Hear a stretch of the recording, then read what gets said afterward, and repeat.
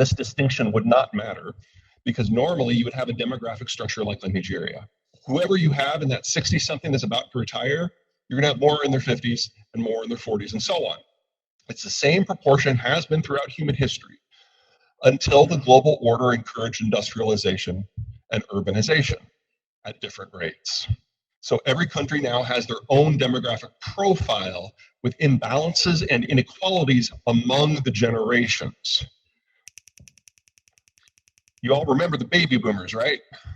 They are our largest generation born ever, and they are nearing retirement. In fact, on average, they retire at the end of the year, which means all of their savings are about to be converted. Because the day you retire, you cash in your stocks and your bonds and you go into greenbacks and T-bills. Because if there's a currency crash or a market crash, you will never recover. You no longer have new income to take advantage of or recover from some shocks.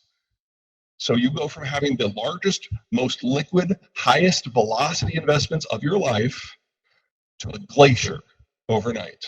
And for the baby boomers, on average, that happens at the end of the year. The next generation down is my generation, Gen X, and there are not enough of us. So we know we're facing a capital crash, global in scope, next year. It's just damn inconvenient that it's happening at the same time that the business cycle is turning as well. Probably means that people will blame the business cycle rather than demographic underpinnings. We also have a labor problem. Boomers were the largest generation ever. That means they're also the largest part of the workforce. And something interesting happened to the boomers. When they all entered the workforce in the 60s, 70s, and early 80s, there were so many of them, they pushed down the cost of labor. They competed themselves out of jobs. Got so bad that a lot of boomer families decided that the second spouse had to enter the workforce as well, which only made it worse. That's one of the reasons, the financial pressure of that, why the baby boomers have the highest divorce rate in history. Now, my generation looks at that like, there's so many things about the baby boomers that are just stupid, and we're certainly not following in their footsteps for that one. For us, our time is at least as important as our money.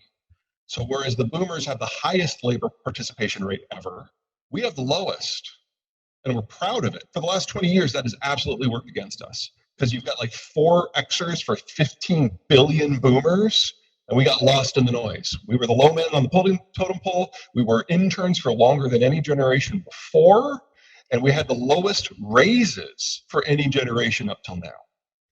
But now that the baby boomers are leaving, it's our time. Because all of these top-level jobs across the entire system are becoming available at the same time. And even if we all wanted to work, and we do not, there would not be enough of us to fill all the spots.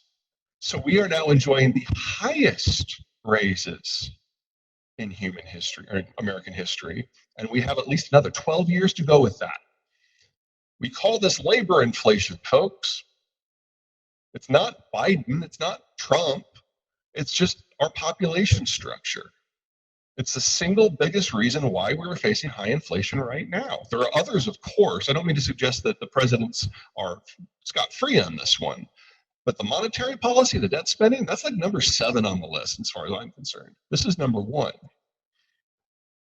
Number 1B are the Zoomers. They're the smallest generation we've ever had. And they are, what's the best way to phrase this? They're not millennials. Millennials, we know. They're collaborative, they're cooperative, they're social, they're good at management. All these things are true. Positive stereotypes backed up by data. That is not the Zoomers. Well, the millennials were raised by the baby boomers to be told they're special. It's part of the reason why they're so affable most of the time. The Zoomers were raised by my generation. So we told them growing up that you will never have Social Security, Medicare, or Medicaid. You are on your own. You will always be outnumbered. You will never have a president, because the millennials, like the boomers, will always outvote you. You have to be better than everyone all the time if you want to get by. You can't rely on anyone. That has made them the most antisocial generation ever, the most medicated generation ever. And their dream job is to be locked in a closet in the dark coding. They are incredibly loyal workers. If you give them a job, they will try to stay with you for their entire lives. but they never want to meet you. I mean, people talk about mental health and COVID and being locked up. This has been the best 2 years in the Zoomers' lives, and they're the smallest generation we've ever had. So we've got the baby boomers at the top that are leaving, the largest generation we've ever had. We're replacing them with the smallest one ever. This year, we have a shortage of 400,000 workers just because of that swap. That number will increase every year until at least 2034, where it will probably top out at about 900,000 shortage a year. That's the scale of this phase of our labor shortages. There's another one, because then we've got the millennials. Now, we've all heard the positive ones. Let's talk about the negative, because they're true too, totally backed up by data. Narcissistic, obsessive, lazy, entitled, first job at 27, mom still drives them to work. Backed up by data, all true. For half of them. For the other half have always done everything we demanded of them. They graduated from school in 3.5 years. They didn't go to Europe for a couple of years to find themselves. They went straight into the workforce. And because of it, they were absolutely screwed, because they were the last ones in when the financial crisis happened. So they were the first ones kicked out. So whether it's because the millennials did everything right or wrong, they lost out on 3 to 5 years of formative work experience in their 20s. They will never get that back. They will always be behind until they retire. They're the least skilled generation we have ever had for their age bracket. The hope for the labor market is not with the millennials.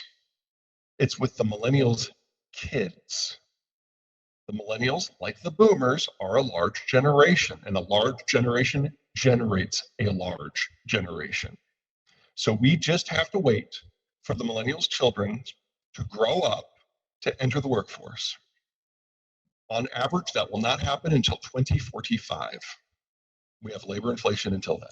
So if you want to hire, don't wait 3 months or 9 months or 90 months. Do it now. It won't get better for a long time. The United States is the only country with a millennial generation, which means the United States is really the only country with a consumption base right now. The United States is the only country with a consumption base right now. We're the only ones with a millennial generation. The one thing that makes American baby boomers unique, the one thing, there's only one, they had kids. The world's other boomers didn't. So do we give the millennials a lot of crap? Yeah. Do they deserve it? Oh yeah. But they exist. They actually are special. These are the 4 largest economies in the world. Japan hit population of no return, age of no return, definite demographic death in the 90s. Europe hit it in the 2000s. China's a special case. Now, if you ignore these yellow bars and just assume they're red, that was the demographic structure that the Chinese presented in January of 2000. At that point, they were already the fastest aging labor force in the world. One-child policy. 40 years later, you have a problem. It's 40 years later. Anyone tells you that the Chinese are good at math, they are lying. What has happened since January of 2000 is that the Chinese have completed their 10-year census.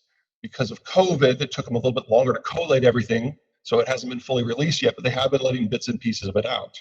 And they're now grudgingly, publicly admitting that they overcounted their population by in excess of 100 million people, all of whom would have been born since one child, so people aged 40 and under, and most of whom would have been women, because selective sex abortions within China are very popular.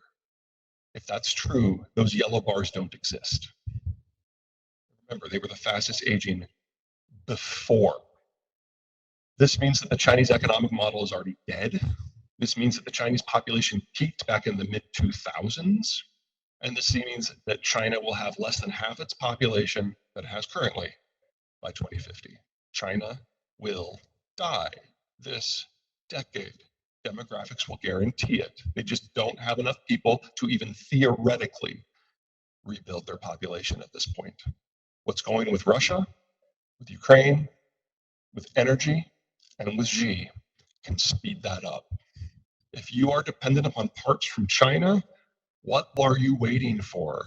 Shanghai was shut down for 2 months. I mean, what more signals do you need that they're no longer a reliable producer and participant in international supply chains? And that's before it gets really scary. Now, in the United States, we have an option that most other countries don't. We have Mexicans. They have been our partners in the labor force and the production cycle for 40 years. They have one of the healthiest demographies in the world, by far the healthiest in the advanced developing world. This is great. Now, it's not perfect. As you can see, it kind of goes straight down from here. The tequila crisis hit the Mexicans in 1995, kind of a combination of our S&L crisis and our subprime crisis in one. They had to get a US bailout to recover. And they decided they never wanted to be in that position again, so they started to diversify their economy into manufacturing using this crazy, crazy Canadian idea called NAFTA. And they haven't had to face anything like that again.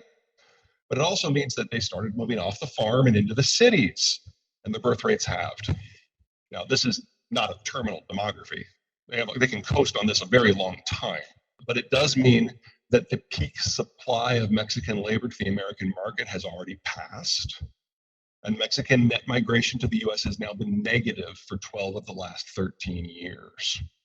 It'll probably never be positive again. So we need to start thinking of Mexican labor in a way that we never have before, as a precious resource to be applied sparingly.